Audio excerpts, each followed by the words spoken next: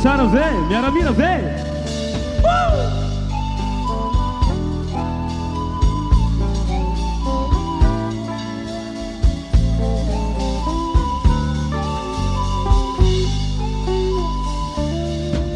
Siafumi vai zay mbatuku niuvununa nanduru azay elizay kailako anao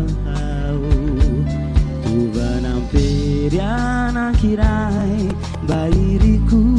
ratsabunau nampijaly atizay nangavi kwanao fambola tsy mora ny amono lay afo mahamay ampiorera mba misy fitiavanao fambola tsy mora mitsabo Matua tuizao Sento keli Sindai-indai Demanda tafu Tua tauni Se a favela Nguvera zinzu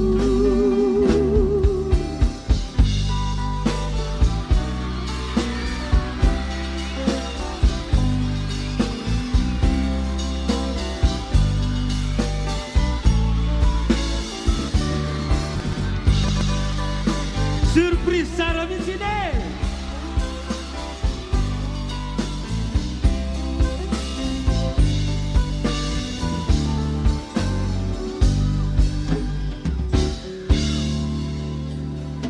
Misy tantara iray efiniko tsy ho tsarona anaty alimpito aho fa onjay mitamberina tandindrodizay olon'izay adinonya miapatsiay ady piaina navoara taona maro izay fambola tsy mora ny antono azy lay fatomatinay atramizao aho tsy mety fambola tsy mora Satria chamizao Mula reku Mamelu velwa Wireu talu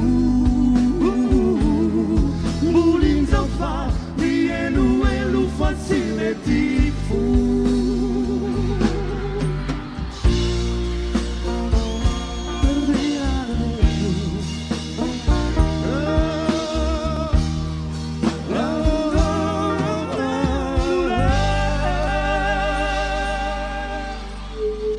Sara tuko